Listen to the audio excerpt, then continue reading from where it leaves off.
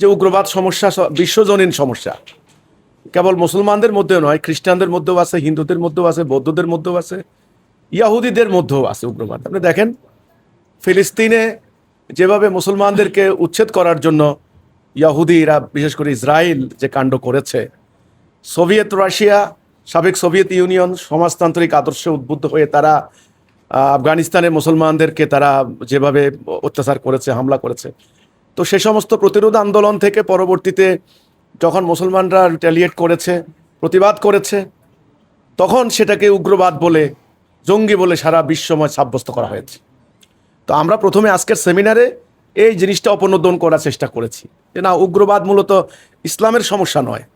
ইসলাম একটা ভারসাম্যপূর্ণ জীবন ব্যবস্থা, এখানে উগ্রতা জায়গা নাই।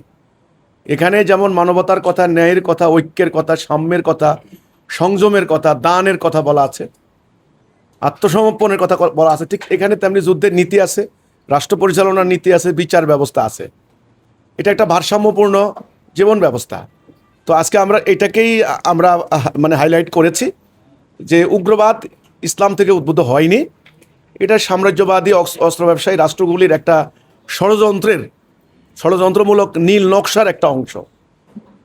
তো এখন দ্বিতীয় পর্বে আমাদের আলোচনা ছিল এটা নির্মূলে কি করণীয়। আমরা বলেছি যে উগ্রবাদ মোকাবেলায় একটা আদর্শ লাগবে, একটা আইডিওলজিক্যাল ওয়ার লাগবে।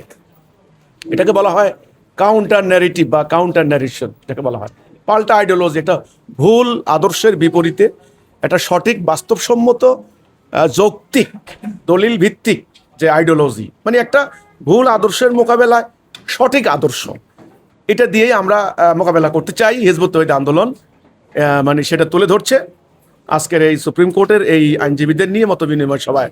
আমরা উগ্রবাদ কি এবং উগ্রবাদের প্রেক্ষাপট কি এবং এটা নির্মূলের উপায় কি, আমরা এটা নিয়ে আজকে আলোচনা করেছি।